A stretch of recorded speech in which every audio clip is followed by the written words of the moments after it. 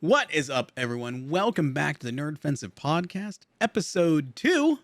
I don't know what the title is of this episode yet. Probably gonna be hot tub streams. I don't know. We'll find out. Well, welcome back, everyone. Hot tubs all day. We're streaming. Milk is not in a hot tub, but he's close. He's one step closer. He is a beautiful anime girl now. I don't know. It's weird. It's weird. But Milk is back this week. I'm also joined by Skelly.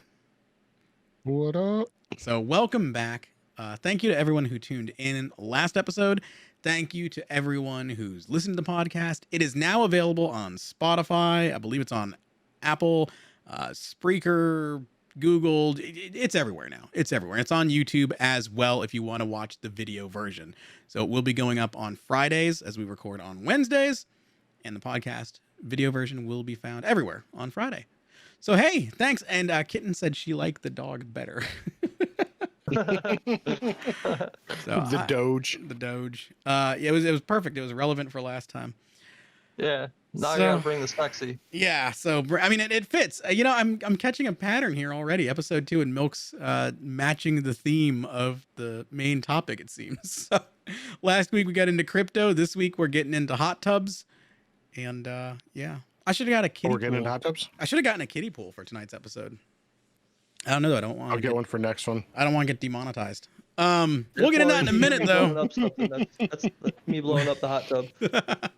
We'll get into that in a little bit, though. But guys, how you been? How you been? We're doing this every other week, so it's been a couple weeks. What have you guys been up to? Yeah. Resident Evil. Yeah. A little game came out called Resident Evil, huh? Yeah. You guys been finished playing that. I have not. No, finished not yet. How far in are you, man. Skelly? Like how long have you played?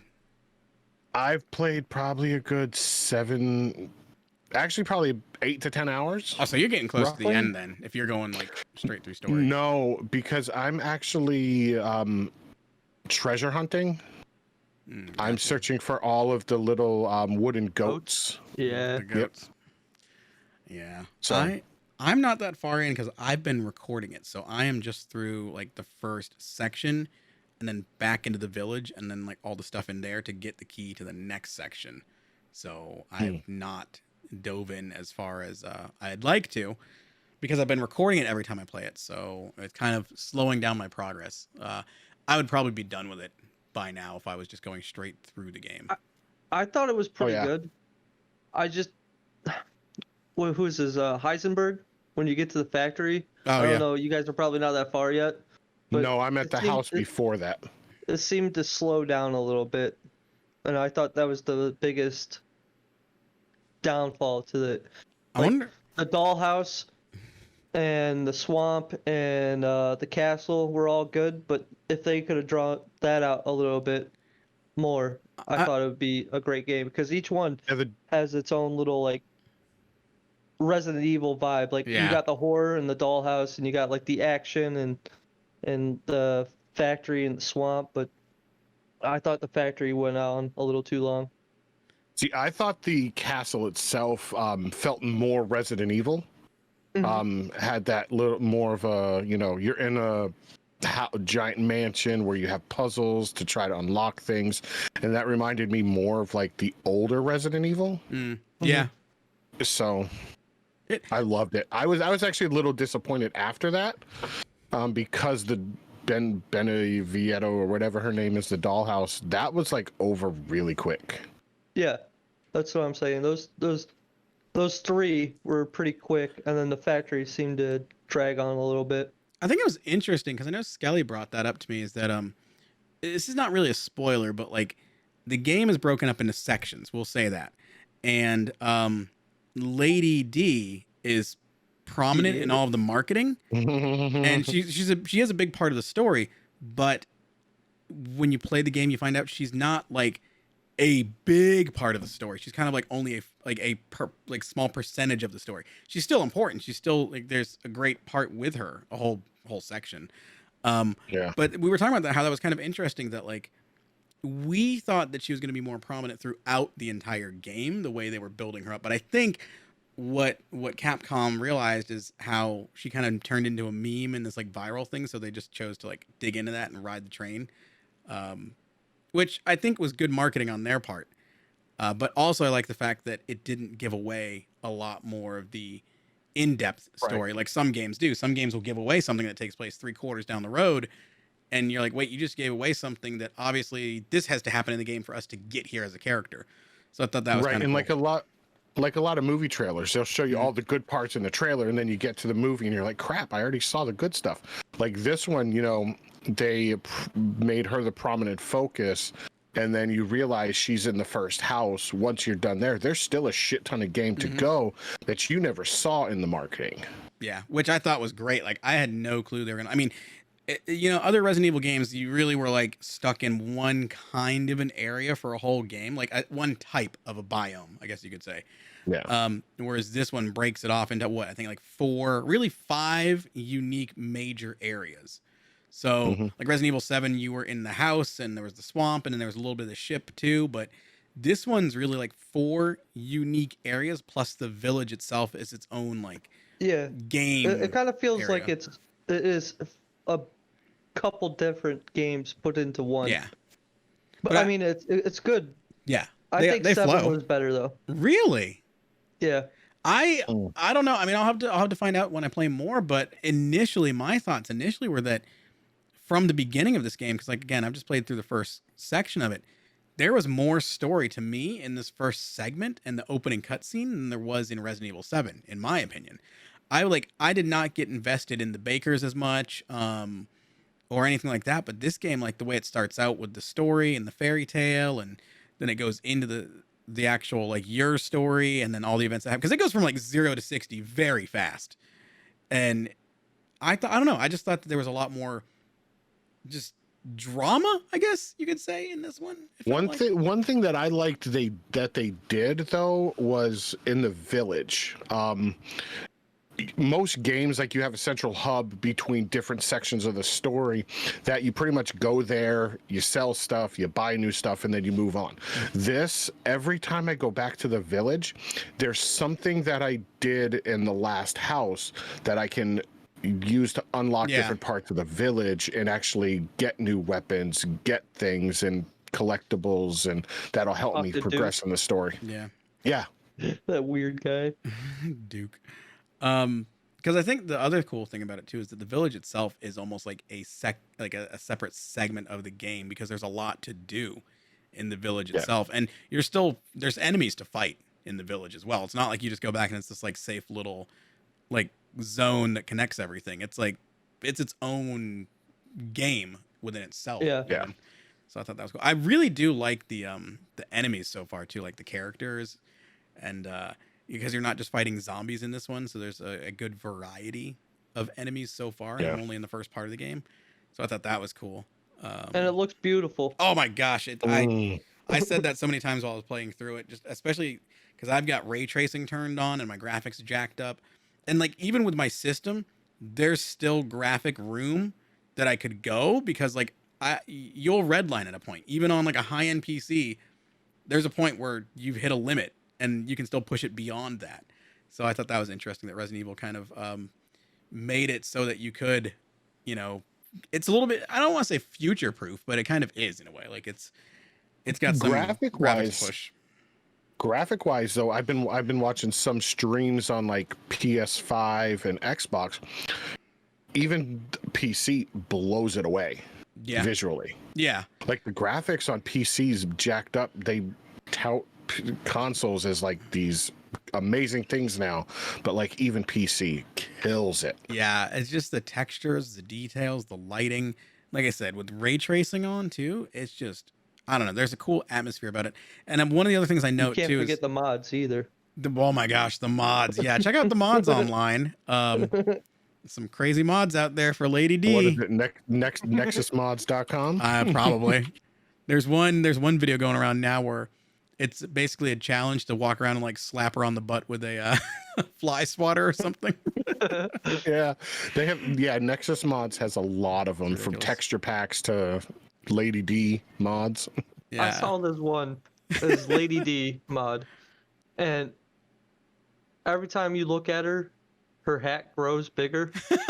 It's such a stupid mod, but I was laughing my ass off the whole Grows time. bigger. Yeah. It's amazing sometimes what people will create for games. The most random Yeah. stuff. Yeah. But yeah, I mean, I guess kind of we've all been in that boat. Resident Evil's been our big game that we've been playing. Between that and Apex. Apex new season launched.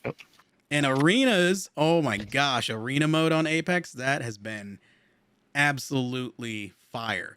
And they just released a new Yes. map yesterday for arenas, which is pretty cool. And it's been leaked that I guess, well, they've already shown in the menus that a ranked drop down is there. And Respawn's already come out and said that there will be a ranked system.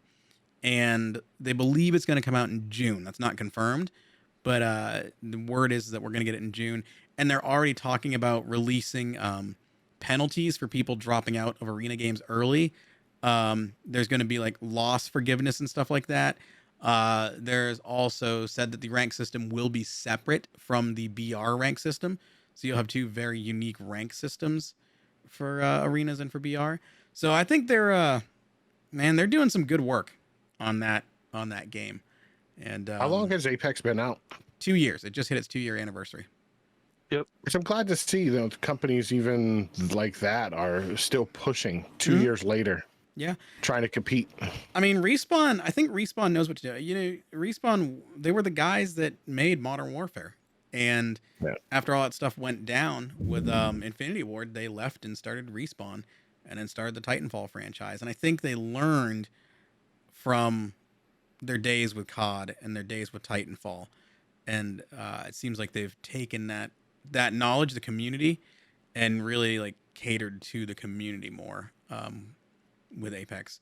So it's been a great game. A lot of battle royale games though, once they like 2 years later are making new updates, but there's a lot of battle royale games that after like a couple months, if they don't get the user base, they stop getting the support.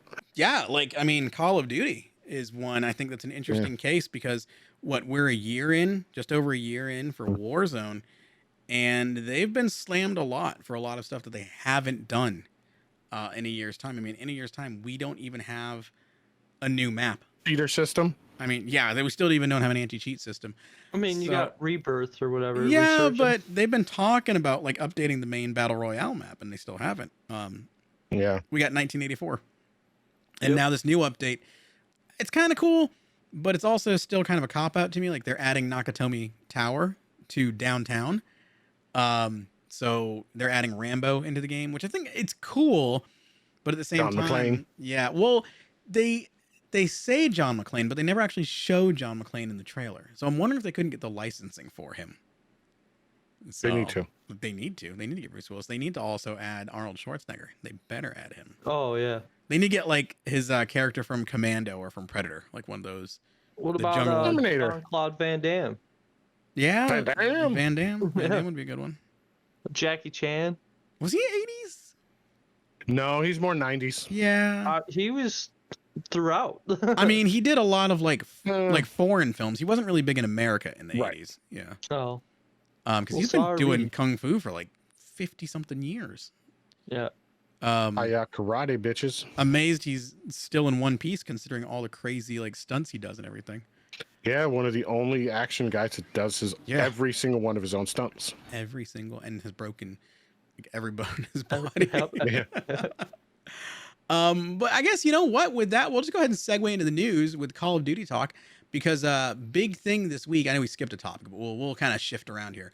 Call of Duty announced today the World Series of Warzone. So I thought this was pretty big because they also have said that there's an anti-cheat system coming. They've said that they are starting to ban IPs now of convicted hackers. But with all that came the World Series of Warzone announcement. And so what they're doing is they're doing a $30,000 prize pool. And I believe they have a European and American bracket, but will be, I think it's 50 squads competing in the World Series of Warzone to see who comes out on top. And it's interesting what they're doing because they're doing an open, so an invitational for regular players, just everyday people to sign up and play. It will not feature, you can't be, part of the stipulation is you can't be a big Call of Duty streamer or a pro COD player. It's open to the masses. So you sign up, you compete. There's 4 days of trials, basically. You go through 2, I believe it's the best of 2 matches. and then if you qualify, you have a shot at actually going into the Warzone Draft. World Series. Yeah, and then what they're doing is they're partnering with a lot of the big COD players that are going to be team captains, and they'll draft teams together, and those teams will then go on to compete for the big money in the prize pool, which I think is awesome. I think it's great that COD is doing this, that COD is giving a chance to the community. Because I was thinking that today, like I've been watching the Nade Shot Invitational and just like different things that are going on for Warzone. I'm always like, why do just the big streamers get the opportunity to make more money? Like they already make tons of money. Why are they the only ones that get the chance to compete in these things? And so I think it's cool because this is that chance. This is that chance for, you know, if you're cracked at COD and you're just a regular Twitch streamer, just somebody that enjoys the game, you now could potentially have a chance to compete and get recognized. And like a lot of those big time streamers like Nade Shot and those guys have, you now have that chance to break into potentially the pro scene of COD. And so I think I think it's cool that we now have these opportunities. You know, because I know people like Evan that play with us, like he wants to be a pro COD player, and I mean he's skilled enough. So this is, I think, a good opportunity for him to be able to easily break, not easily, but more accessibly break into pro COD. Yeah, they got duos and trios, right? Yes, yep, No quads? duos and trios. I want to say the way it seems that the quads will be maybe in the final, because it seems like you're gonna be paired with a captain, and so I think the trios might get the captain added to their squad. I don't know. They're gonna be releasing more details. I don't think they're doing duos. I think it's every single qualifier is trios. No, they've got a duos qualifier as well. Yep. Oh, because I'm looking at there are 4 qualifiers starting on the 24th. And all of them are listed as trios. Yeah, there's another qualifier coming, I think, for duos. Oh. Yep. Top prize is 300,000. 300,000. Yep. That's big money. Good chunk of change right there. Yeah. So, you know, Evan and I, we're talking about it. We might make a run for it and see. I mean, the qualifier's in 6 days, and we haven't played that much consistently. But for me, what this says is, hey, this is just the beginning. This means that there's more stuff like this coming. One, they're going to have to get a solid anti-cheat in place. You want to know the one thing that I like about this tournament is the way it seems to me, correct me if I'm wrong, you're not going to play with people that you normally squad up with.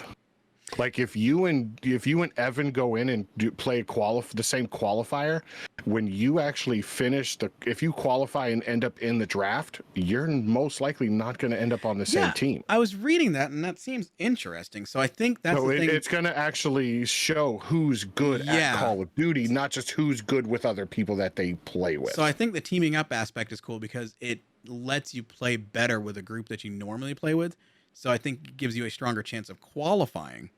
But then, it seems that's what I was reading, and I wasn't 100% sure, but it does seem like they're going to be mixing it up because it is that draft style. Which, I mean, hey, I'm down. I mean, I think that's the thing about COD. It's like, just because you're a good solo player and you can get a bunch of kills doesn't mean you're a good player. Like, with a team. Hold on, real quick. What? Each match will be a best of 2 game series. Yep. One member of your team will join 2 members of the opponent's team as a mixed squad. Interesting. Each squad will queue separately in public lobbies. The team with the most kills after 2 games will advance in the bracket. So one person from your team is going to play with 2 people from another team that they don't normally play with. Is that for the qualifier, or is that for the actual? That's what it says. It shows it's the Trios North American qualifier. Okay, because I know there was like 2 different levels of qualification, I think. Like you've got the open, which is the 4 days. And I think there's another thing. That's these qualifiers. Okay. Yep. And then it says the qualifier finals will take the top 32 teams from the 4 initial qualifiers and have them compete in a final double elimination bracket. Okay. So it's kind of like what Nade Shot's doing right now, because Nade Shot is doing an invitational. I think that's probably their first like trial run of it with actual pros like Symphony and all those guys. Because what they're doing is they've got teams of 2, and they're teaming these teams of 2 up with other teams of 2 and doing a kill race. So whoever gets the first, or like a certain number of kills first, moves on from those 2 teams. But they're it's weird because it's 2 teams of 2, and they drop them into quads. So those 2 teams are on one quad, but they're competing against each other to get the most kills. Right. So it's an interesting concept. Evan was explaining it to me earlier today.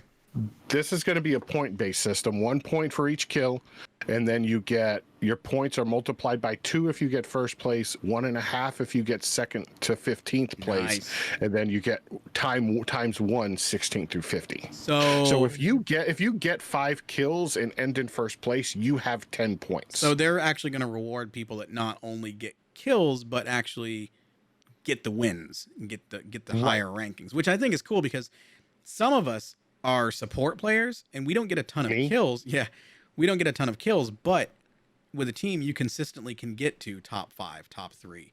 So I think that's cool. That gives people a chance that maybe aren't the Nick Mercs and the Swags and the people out there Z-Lane are getting 30 kills a game. It gives people a chance to move on, to actually compete.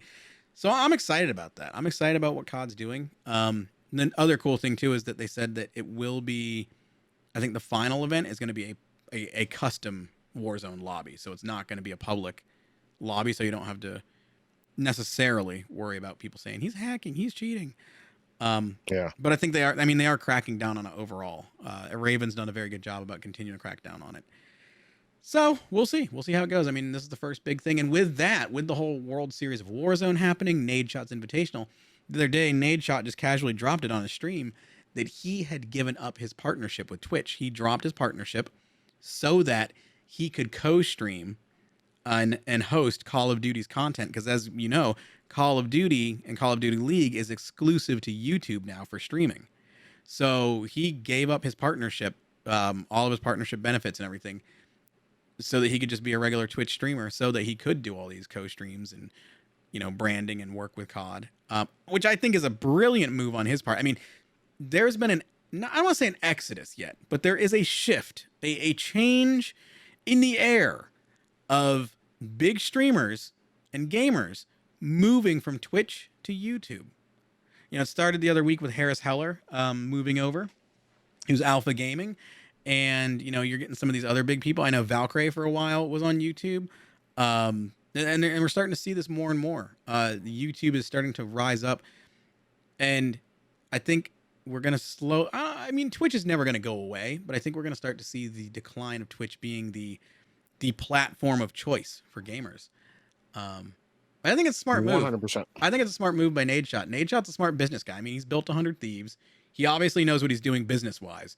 So it's not like this was just something he decided to do. Like, there's obviously thought behind this and reasons. So he knows something. He's got a plan. I want to touch on he's gonna bounce that. back and forth. Oh yeah, Yeah. He said he'll still stream on Twitch. Yeah.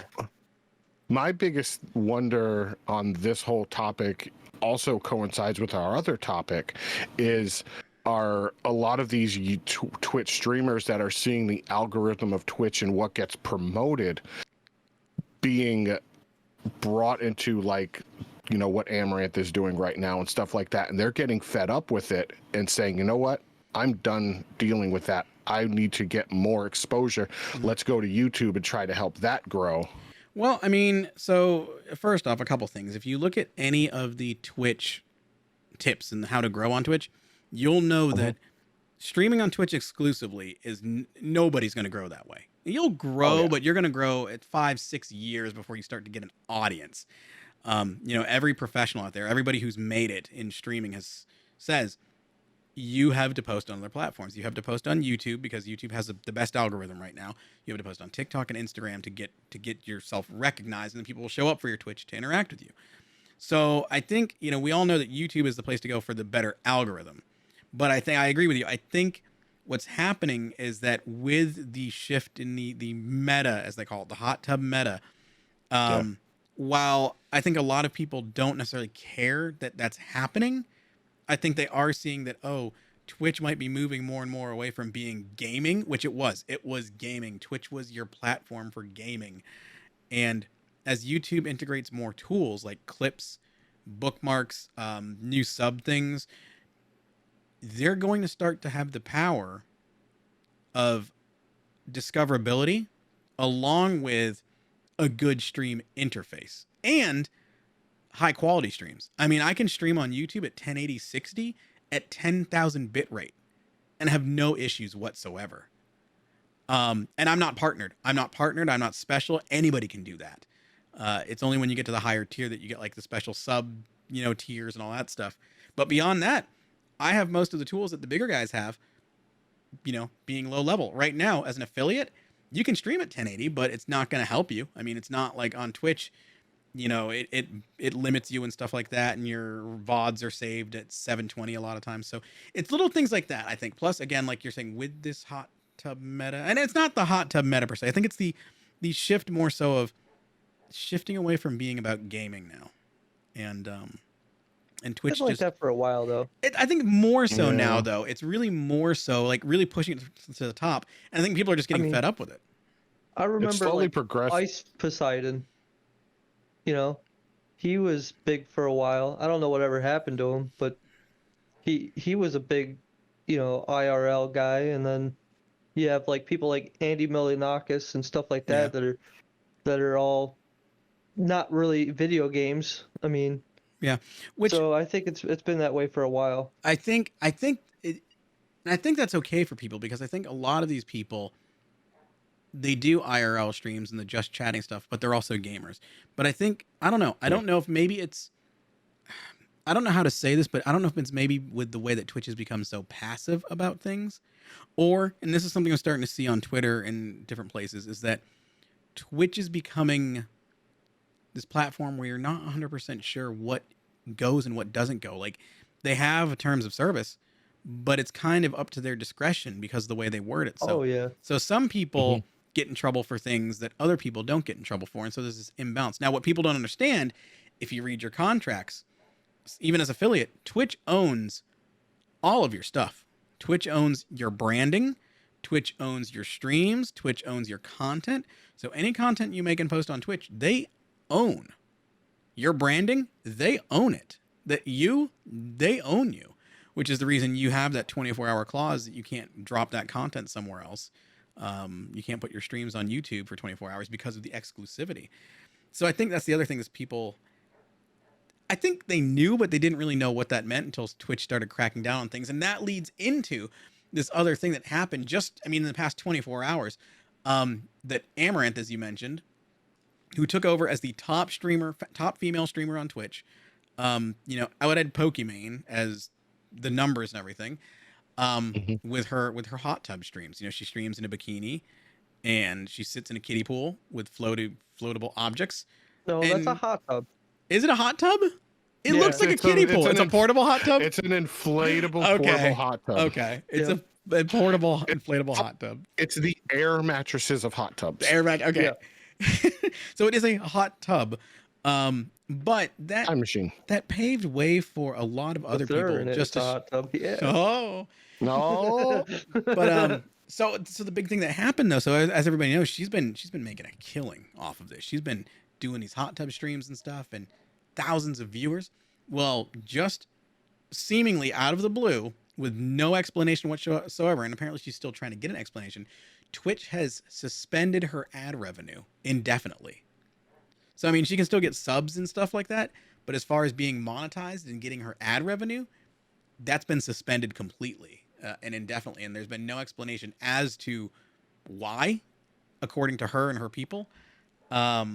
So I think it's interesting now, because I understand that her thing is, well, there was no warning, because Twitch is supposed to tell you certain things, like if you violate terms of service, they're supposed to slap you with, you violated the terms of service, and we're going to demonetize you. You wonder, though, if the people that are actually paying Twitch to advertise on these channels, or, they obviously blanket advertise, do you wonder if any of those money or companies paying Twitch said, you know what, we're not giving you any more money because this is slightly on the edge of, offensive? It's pretty very much. possible. I completely, think that's possible. And the other side of it though is, there's Trojan ads on Twitch. Like, I have Trojan ads pop up as well, but again, it's still like catered to, it's not right. But in order it's not for targeted you to get for that children. Right. In Yeah, order for yeah. you to get that Trojan ad on yours, your stream has to be set as a mature audience Yes. Now stream. let's. I'm gonna play a clip here, and this is a clip that's circulating online right now, and this is Amaranth herself. When is this from? This is from. Doesn't say when Whatever. this Two clip was days made. ago? Yeah. Yeah. One of her streams. So it was one of her streams. I'm not gonna show it on stream because I don't want to just promote girls in bikinis. Oh, I'm sorry. I'll switch. Sorry. Yeah, milk. Now I'm gonna play this clip. So let's listen to this clip, and then we'll talk about this for a second. Just because you don't like it doesn't mean Twitch doesn't like it. Now, however, I will agree long term, probably damaging for Twitch's ad revenue. However, if they allow it, they allow it. You know? Their choice. It is what it is.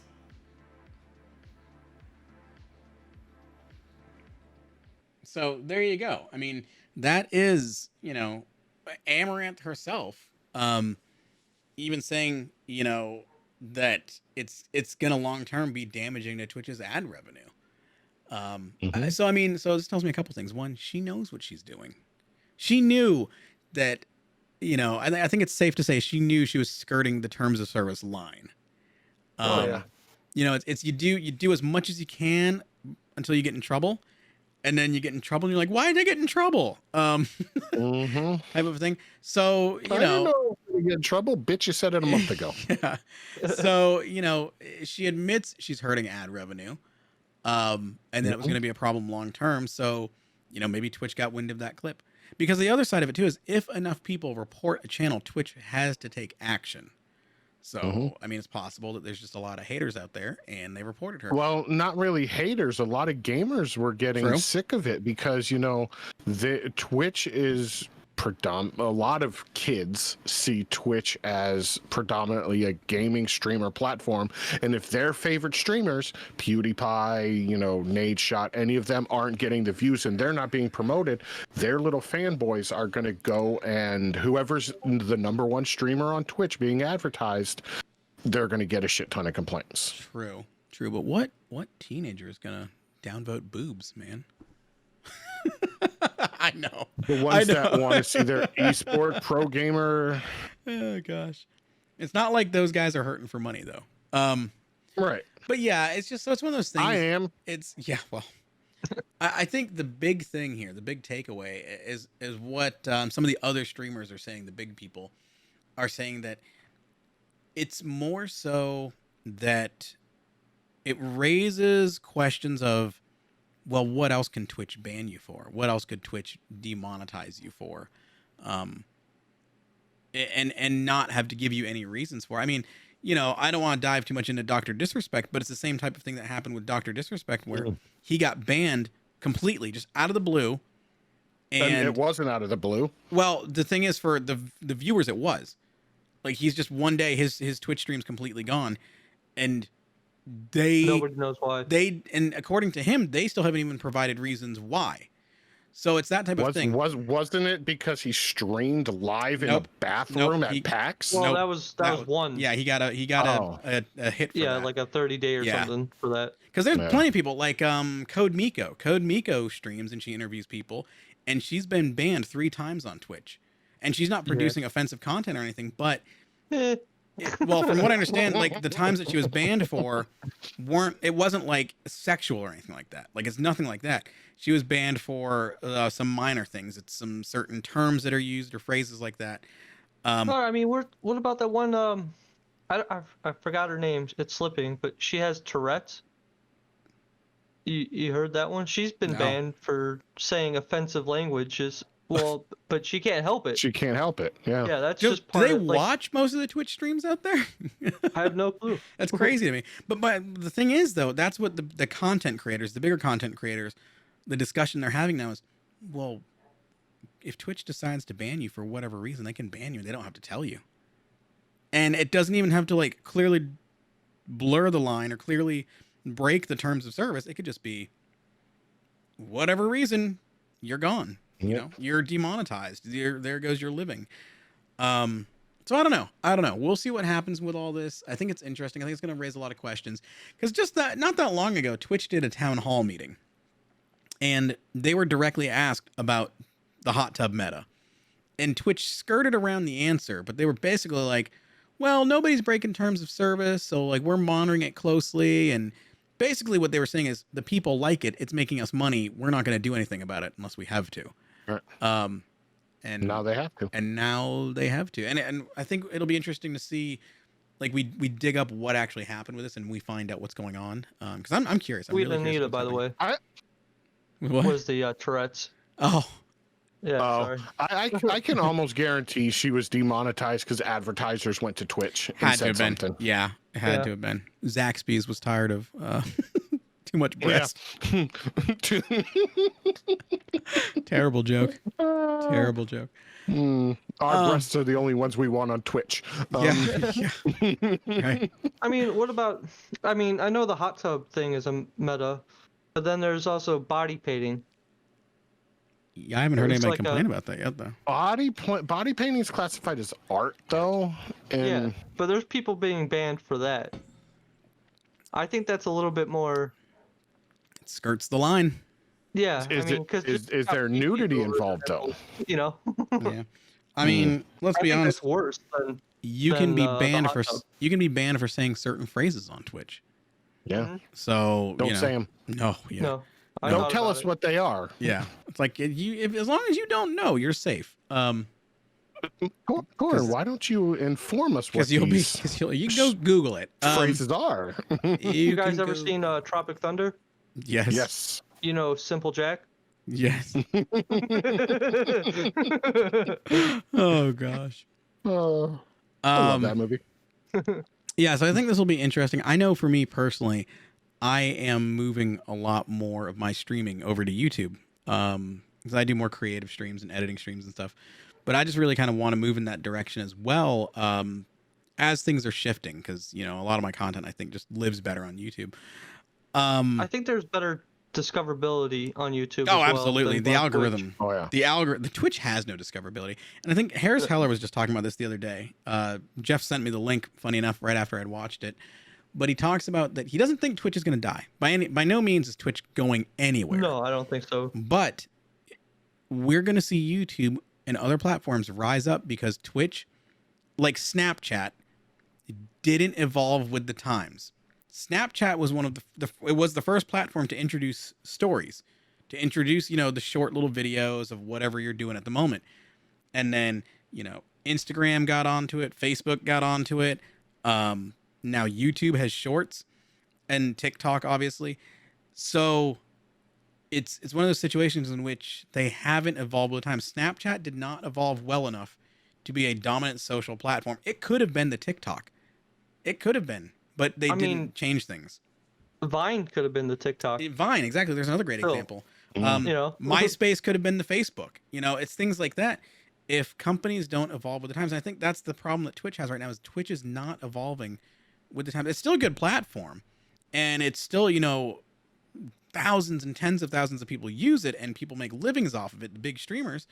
But for those that want discoverability, for those content creators, the newer people, the other people out there that maybe they're not just gamers. They do a bunch of other things like the Amaranths or whoever you want to say. Not promoting people specifically, but saying if gaming specifically is not your thing, then there are other platforms that are going to rise up. They're going to cater to whatever you want to do on stream. And if they have discoverability, if they have the tools in place, they're going to take over. They're going to dominate. They are going to get the big names. Mixer, another great example. They didn't evolve with the times. They didn't do things right, and they're gone. And they had some big names. Yeah, Contracted to them. millions Ninja, of I dollars. think. Yeah, $1 million contracts. They put too much into that, though. They put too much revenue into signing those players that they didn't have the money to innovate. Yeah, and I think that's the thing. It's like Twitch has Amazon money behind it. So if Amazon is smart, now here's the trouble with Amazon. I feel like Amazon's just all about how much money can we make with the least amount of effort and the least amount of cost, like overhead. That's the dangerous part for Twitch. They might not put the effort and the money behind Twitch to grow it properly because they're going to want to save. Because I think what Jeff was telling me a statistic the other day, Twitch is losing more money than it's making, and it has been for a while. Yeah, but Facebook was that way too. Exactly, and so that's the thing. So maybe there's a plan in place where they see projections that if we keep on this course, it'll turn, right side up. But again, I think it might be that case of we're going to do as little as possible to make as much as possible. Like, it's not doing well, so we're not going to put more money into it type thing. Whereas other platforms, YouTube, Google, is investing in it. Hey, we see this is going to be strong. Let's start investing in the new tools for streamers. Let's start investing. And now they're pulling the big names over. They're starting to get those big people making the switch. I mean, Harris Heller, I keep going back to him because he just recently made that big switch from Twitch to YouTube, kind of Orange Man involuntarily. I love the guy. The guy's brilliant. But he was talking about how Twitch was 10% of his revenue, and he was making over $10,000 a month on Twitch. And so making that switch to YouTube, he took a hit doing that, because he lost all that revenue. He lost all those subs. But his streams on YouTube have had higher numbers than his streams on Twitch did. Partially because he had a huge YouTube presence to begin with. I mean, he had hundreds of thousands of followers on YouTube already. But a lot of his people from Twitch were actually joining on YouTube because it's the easier platform for people to jump on and access. So his numbers are starting to grow. So, I mean, his first stream, he hit his goals of his follower count. I think he had like 35,000 followers his first day, and he hit his 4,000 watch hours his first stream. So now he can get the monetized subs and all that stuff. But it's just to show you that if somebody has the infrastructure, but again, that's an example of someone who had a platform built on other platforms. So he wasn't defined by Twitch. You have a lot of these big Twitch streamers. They're defined by Twitch. They leave Twitch. That's their main 90% of their income. Mm-hmm. I mean, they have ads and deals and stuff. But again, if you switch and that audience doesn't follow you, those vendors are not necessarily going to keep their deals with you because you don't pull the audience you used to pull. You would maybe eventually you'll pull more, but that's a business decision for them, So yeah. I don't know. It's an interesting time we're in. I'm personally putting more of my eggs on the YouTube basket, because I just feel like it's a lot more potential. Being a small streamer, it's not like I'm losing a huge audience switching. So I mean, that's the other thing. It's less risk for me, as a smaller content creator to switch over. So for people like me, I don't lose anything because can't lose zero audience. What is 0 times 0? I think he starts paying me money. Yeah. Yep. I pay Twitch on a monthly basis to just be there. Yeah. You spend more money on other subs and bits than you make off of Twitch. Yeah. I do. I spend more on my equipment to stream on Twitch, and I don't even stream. The beauty of it is you can take that equipment to any platform. I can. And now what? And still not stream. A new thing that TikTok just announced in Streamlabs is there's now the ability to stream to TikTok directly through Streamlabs. So with Streamlabs OBS, you can now go live on Twitch or on TikTok and have your full Streamlabs interface live on your Twitch stream, live on your Twitch feed. Oh, wow. So I think that's huge. But again, that's another example of somebody trying out a space. Hey, we know gaming's big on TikTok. Let's go ahead and work out a deal. See if we can get some people to actually stream on TikTok. Now, I'm never going to IRL streams. For IRL streams, Yeah. I think Streamlabs or OBS needs to work on a mobile app. I think they have one. I don't know how great it is. Really? Yeah, I think they have something. I don't know. But yeah, I think we'll see the rise really of that stream. more because like GoPro and stuff kind of dabbled in that, but never really like dove into being able to stream from a GoPro.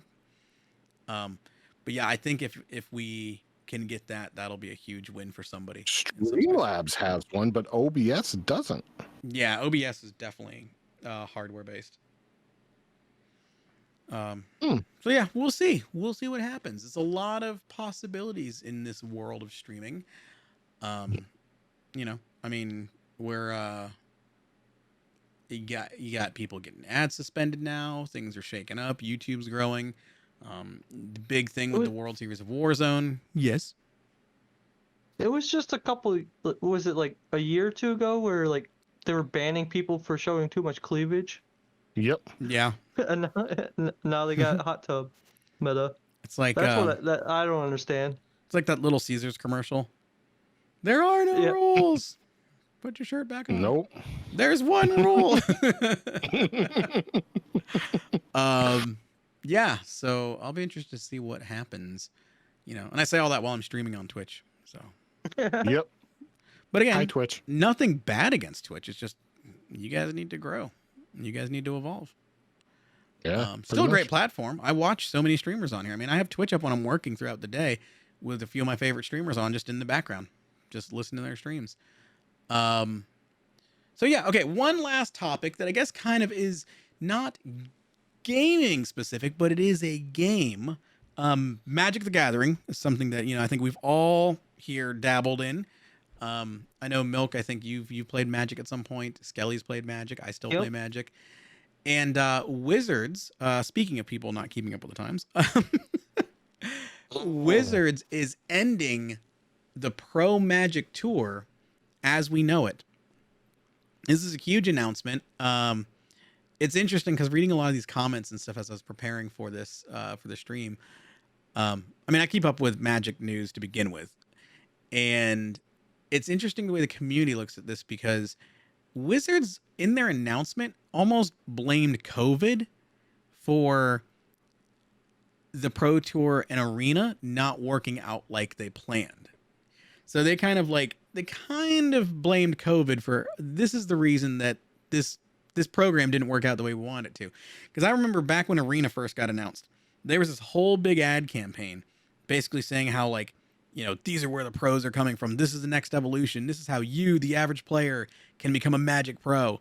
Because there was supposed to be this way to win your way into the Pro Tour. And in the past, PTQs, Pro Tour qualifiers at local game stores, were your way of being able to qualify and get into the Pro Tour. And one day you could potentially become a paid Magic the Gathering player. Well, all that kind of failed. People say that mostly it's because, Arena, Magic's online game, had been in beta for most of it. They hadn't even given you a finished game. But Magic is ending basically paid Magic pros. They're not going to be paying people to be pro Magic players anymore. Now, that's not to say that pro play is going away. That's just Magic saying we're not paying people in the way that we do now to play Magic for us. Or to be big Magic players, represented by Wizards and all that. What I think, and this is my speculation, I think we're going to see pro teams start being formed by independent groups like esports teams. Like how you have Chicago Optic, Florida Mutineers. I think part of what they said is they still want to have the in-store Pro Tour qualifiers. So I think we'll start seeing Star City Games, Channel Fireball, those people, as COVID eases up, I think we're going to start seeing those start to rise up again and be your go-to Magic tournaments. The only issue that that I see with that happening is they came out and I'm quoting here from their statement is they will not be explicitly designed to support competitive Magic as a career path. Yep. So they're no longer going to be pushing pro tournaments to where you can earn money to live your life. Yes. Yeah. So I think that's the thing. Wizards isn't. But I think we will see independent. Well, that was from the Magic esports page or Twitter. Yeah, but I still think that we will probably see teams like not necessarily Chicago Optic or those guys, but stuff like that. I think we'll start seeing people represented by. Now, again, will it be full time? Like I make my career like playing games. Like I'm a pro player for a Magic squad. I don't think so. No. But I think we definitely will see sponsorships. We'll see stuff like that because Wizards has said that they want to, basically they realize people want to play paper Magic and Arena just wasn't doing it. So Arena's still going to be there. Arena's fun. I like Arena for building decks and testing them. That's always what I used it for. But I think, they realized, one, how much money there was in paper Magic. And two, how many people want to play paper Magic. So as COVID becomes safer, and things start to return to a new normal, I think we will see the return of the Star City Games qualifiers and the Pro Tour and stuff like that. So I think we'll still see big Magic tournaments, but again, it's just not going to be the I get paid, my 9 to 5 is playing Magic. I think it's going to be that, you know, sponsored by Star City Games, sponsored by Channel Fireball. So all that, which I think is kind of cool because it's putting it back in the hands of the players and the local game stores and you know the big shops to say we're going to put on local tournaments. We're going to put on, so it's going to promote more in-store events. It's going to, I hope that in the next couple of years we'll see a resurgence of the local game store. That we'll see some of these places like, you know, we go to Scott's down here, Scott's Collectibles, but those game stores where you buy your Magic cards, I'm hoping that we will see a resurgence of in-store competitions every weekend throughout the week, different events you can go to, store tournaments and things like that. And then when the Pro Tour, or not the Pro Tour, when the Star City Games starts doing their tours again, you'll be able to qualify at the store to compete on the bigger stage for prize pools and stuff like that. So kind of like, almost like the World Series of Poker type thing, but for Magic players. And that's my hope. Because, you know, you can be a 50-year-old dude and go play some Magic tournaments and win a little bit of money. Yeah. But that's always one thing I saw when I would go to Friday Night Magic and stuff like that, is those players that play paper Magic, I'd say probably a good 85 to 90% of the ones at the place I go to here in Northborough, Mass, or Westborough, Mass, they hate Magic Arena. Yeah, well, like literally you'll go there and like when you open your pre-release packs for pre-release weekends and stuff, they'll be like, who plays Magic? Who wants these codes? And half the people are like, nah, that shit's trash. Well, they're also old, so they probably don't know how to use a computer. So they're still running a Packard Bell CRT computer. No, but the majority of the people are tabletop people to begin with. Yes. I think they like the interaction with an actual person. Because I've been to like Friday Night Magic, and I've been to a couple other events like that, and they're very social, and they know what they're talking about, and they want to tell people, hey, you know, you should play this instead of this. They're very helpful. That's what got me into Magic, was the paper, like, I'm not a big social person, but I enjoyed Magic. I enjoyed going to the LGS and playing because, like you said, like both of you guys have said, it's going there, sitting across from someone, having a casual conversation, because you go, and if you go to a good game store, that's part of it, is having a good game store. The player base there is casual and they're friendly. They're the guys that have been playing for years, and they love the fact that other people are sharing their passion, their hobby with them. You know, so I remember going and building like just fun decks. Like, you don't go to be competitive unless it's like a Sunday tournament. Like, you go and you build your jank Friday Night Magic deck. You have fun, you try stupid things, and then, like you said, Milk, the guys are there saying, hey, why don't you try this instead? Or here's a cool combo you can do. So it's that community. It's that we're having fun, we're building decks. And I'm just going to be honest, I didn't get into Arena because I loved the feel of cards. I loved having the deck. I liked that whole experience. Shuffling your deck, all that stuff. And then trading with people. Like, really? Yeah. Just because I'm like, oh, I know this card's worth like $25, $30. Yeah. I don't want to spend it or crease it. But if you're sleeved, you don't worry about double that. sleeve, baby. Yeah, I know. Proxies. One thing I was just thinking of though, with the resurgence of them going away from the Pro Tour and more now towards like the local Grand Prix and Game Shop, Games LGS tournaments on Sundays, all that kind of stuff. I'm wondering if them blaming it on COVID is the right way to go with it, because honestly, I believe that now that we've been under this pandemic for over a year now, people have been cooped up in their house. LGSs haven't been running events, most of them haven't, and going into everything starting to open up, like here in Massachusetts, we have 10 days in the states opening up 100%. people are now going to want to get out of their house. Yeah. More people are going to be like, I've been in the house for a year. Fuck this. I'm going to this Friday Night Magic. I want to go to that tournament because I've been cooped up. And now Magic's capitalizing on that, saying we're going to do away with the Pro Tour. We're going to push more towards local tournaments to get more people out, get us more money. Wizards has been criticized on social heavily for this whole thing. But I mean, again, social, it's a bad place for opinions because everybody has an opinion and mob mentality. So a lot of people say, oh, well, Wizards hasn't done anything right, blah, blah, blah, blah. But I kind of agree with you, Skelly. I think this is a smart marketing play by them. Like, these billion-dollar companies don't just flippantly put out statements, and they choose their words and their phrasing very carefully. So, I mean, yeah, I think the use of COVID, I think it's part of it's a fact that COVID did kind of mess up some of their plans originally. We all know that. It's all messed up plans for everybody. But I think they are going to spin it because, again, it is a smart ploy to keep that in the back of people's minds of, oh, yeah, it's time to get out of the house. And they've started making the shift. I mean, the last set they released, Strixhaven, they put an exclusivity on sales that local game stores were the only place to buy set boosters and certain things for a certain amount of time when the new set released. You couldn't order them online. You couldn't order them through Amazon even. They encouraged you to go to your local game stores and invest there and spend the money there. So I think it's a bigger plan. It's not like this is something they just decided one day and we're like, oh yeah, we're just going to do this instead.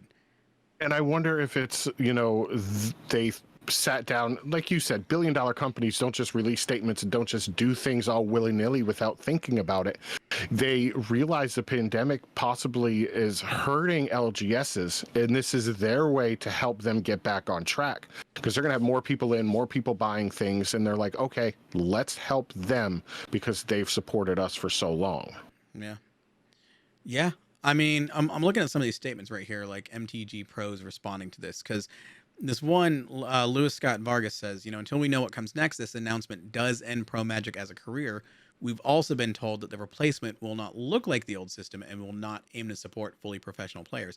So that's the thing. It's like, it's not the end of Pro Magic by any means. And I think, the professor from Tolarian Community College expressed that explicitly. This is not an end to pro competitive Magic. This is an end to paid careers in Magic, being a pro player. And this person even kind of goes on to say that, on one hand, like, they're disappointed because it was an awesome experience. They had a lot of friends. It was their career.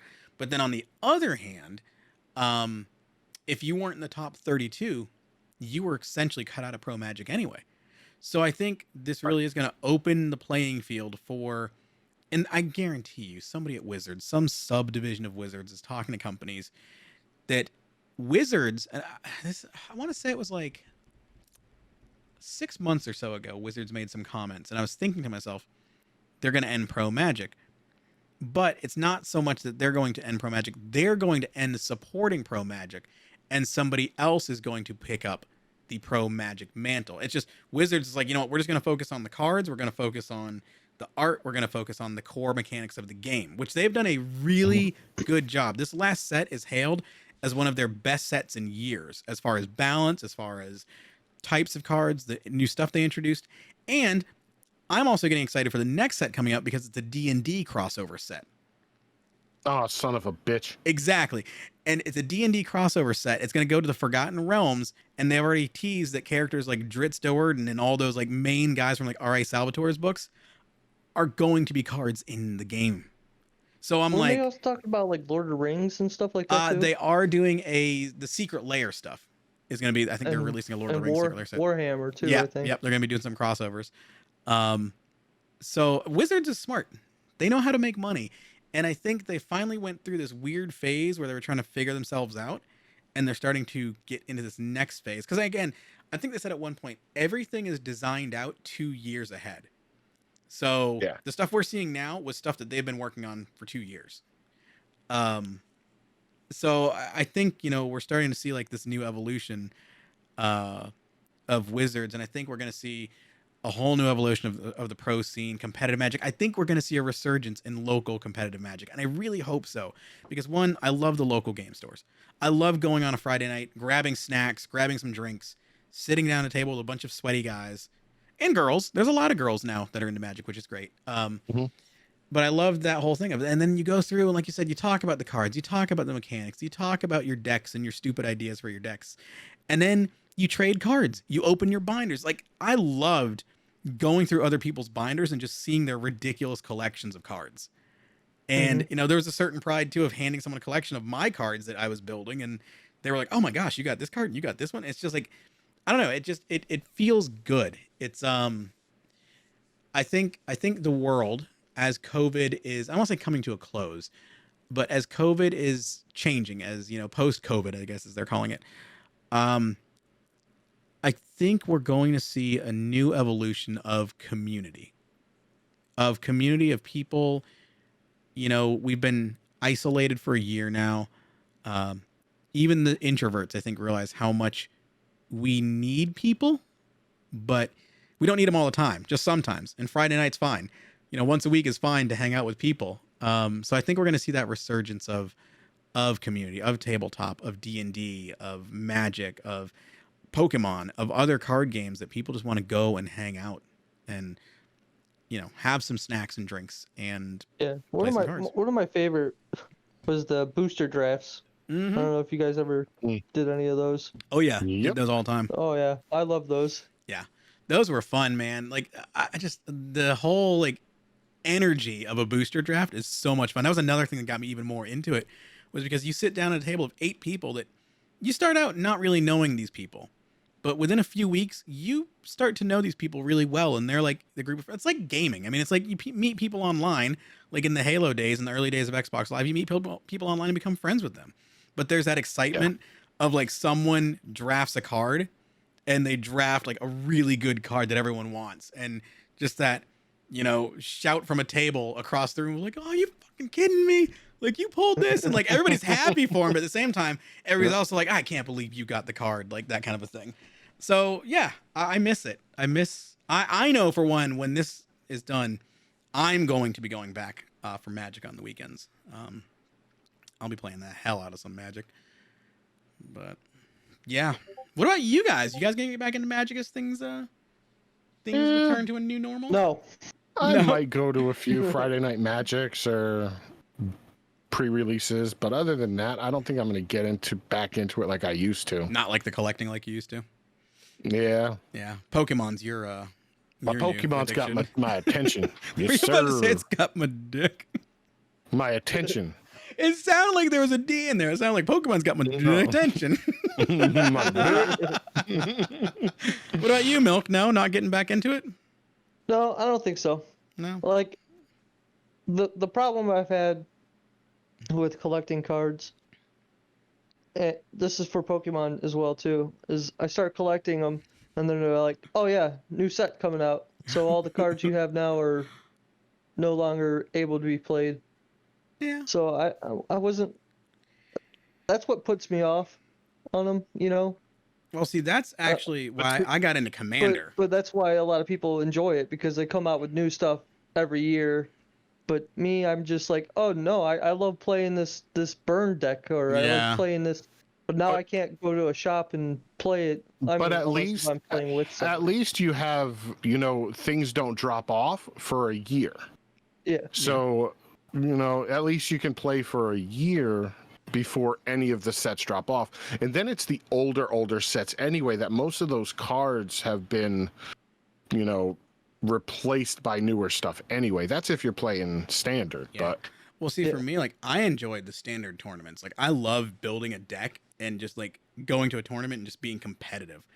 But I was in the same boat. I didn't like the fact that my new cards were useless after a year. So that's why I got into Commander, because now, since I haven't been playing competitively, I buy cards not as much as I used to. I mean, I was buying like 2-3 boxes here and there. Oh, dude, we were getting boosters like every other week. It was crazy. But I've been buying packs here and there, because now when I pull cards, I play Commander. So any card from any set is still viable. So now I'm like searching for cards to build my different commanders. I think I've got like 7 Commander decks now.